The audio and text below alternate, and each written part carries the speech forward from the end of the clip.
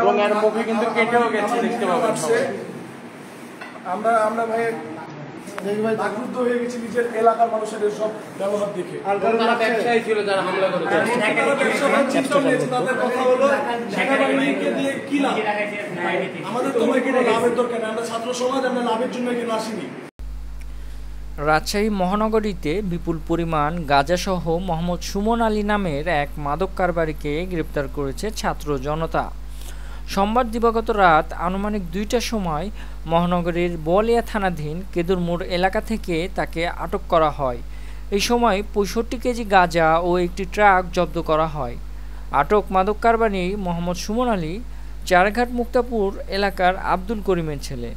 বুধবার সকালে এ তথ্য নিশ্চিত করেছেন বোয়ালিয়া মডেল থানার অফিসার ইনচার্জ হুমায়ুন কবির। তিনি জানান, সোমবার রাতে চুরি ছিনতাই রোধে পাড়া মহল্লার ছাত্র জনতা কেদুর মোড় এলাকায় পাহারা দিচ্ছিল।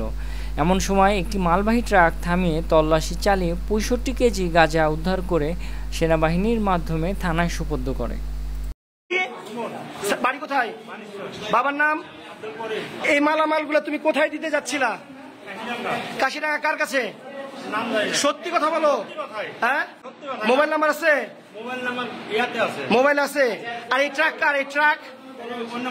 হ্যাঁ, আর এই থামো, কথা বললেন না। এই তুমি একটা ট্রিপের জন্য এইগুলা পৌঁছে দেওয়ার জন্য তুমি কত টাকা পাও? এক ট্রিপের জন্য ১৫,০০০। এখানে কত টাকার মাল আছে তোমার ধারণা আছে? কতগুলা যুবকের জীবন ধ্বংস হয়ে যাবে তোমার ধারণা আছে? তুমি গাঁজা খাও? তোমার বাসায় কে কে আছে?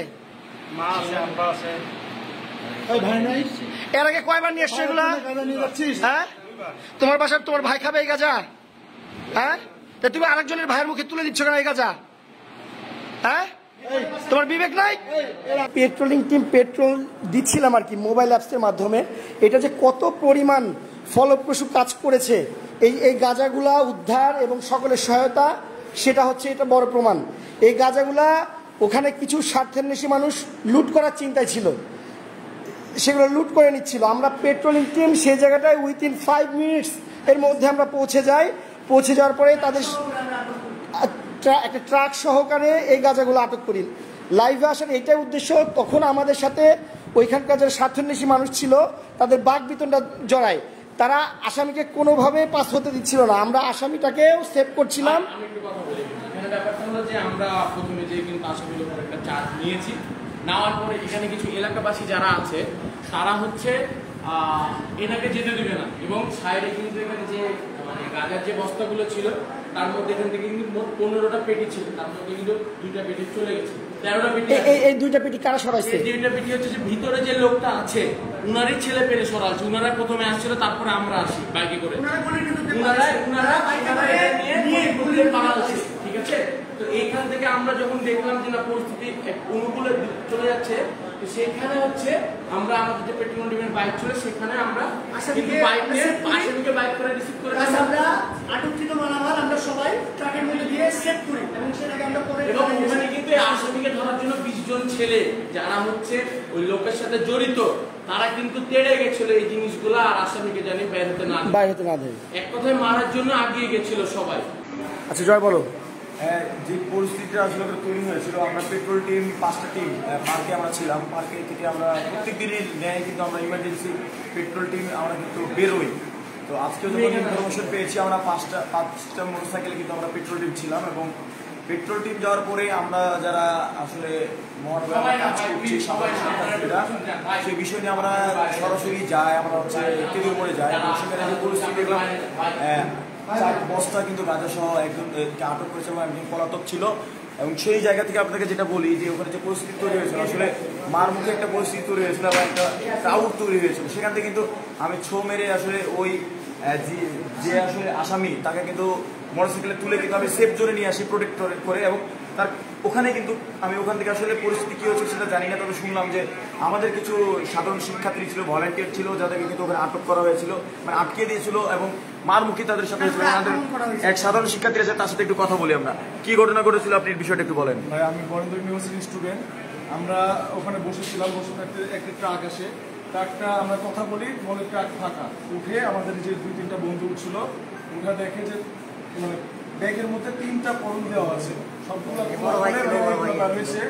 এখানে আনুমানিক আরো 2 ব্যাগ ভাইয়া ছিল, ওগুলা চুরি হয়ে গেছে। কারা সরাইছে এটা, কারা সরাইছে? ওটা এলাকা থেকেই আমাদের সামনেই, মানে আমরা নামাচ্ছিলাম, এই ভাগে কেউ গাড়িতে মোটরসাইকেলে করে তুলে নিয়ে চলে গেছে ভাইয়া। আর এই সব এই জিনিসগুলো আমরা সেনাবাহিনীর হাতে তুলে দিতে চাচ্ছিলাম, কিন্তু এলাকার কিছু লোক আমাদের গায়ে হাত দিয়েছে। আমাদের ছাত্র ভাই পেট্রোলিংয়ের টিম যারা আসছিল এনাদের গায়েও হাত দেওয়া হয়েছে, ধাক্কা মারেছে, এমনকি আমরা ভাই আক্রুদ্ধ হয়ে গেছি নিজের এলাকার মানুষের সব ব্যবহার দেখে। ব্যবসায়ী ছিল যারা হামলা করেছে, তাদের কথা হলো সেনাবাহিনীকে দিয়ে কি লাভ? আমাদের তো ভাই কোনো লাভের দরকার নেই, আমরা ছাত্র সমাজ, আমরা লাভের জন্য এখানে আসিনি। আমাদের বাবা মা আমাদেরকে পড়ায়, খাওয়ায়, সবকিছু করায়, আমরা লাভের জন্য আসি। আচ্ছা, একটু আমরা এটা দেখানোর চেষ্টা করলাম। আসলে পেট্রোলিং টিম একটা মোবাইল অ্যাপসের মাধ্যমে প্রত্যেকটা এরিয়া কানেক্ট রাখছে, তারা যদি বলে ওই জায়গাটায় পেট্রোলিং টিম উইথিন 5 মিনিটস পৌঁছে যায়, উইথিন 5 মিনিটসের মধ্যে পৌঁছে যায় পেট্রোলিং টিমের দরকার আছে কিনা সেই শহরে?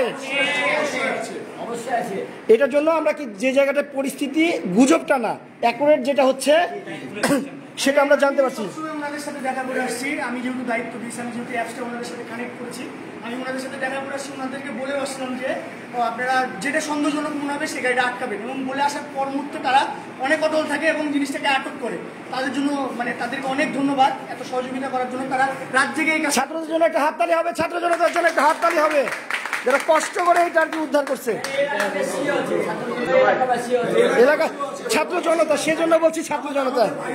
এবার বড় ভাইও ছিল।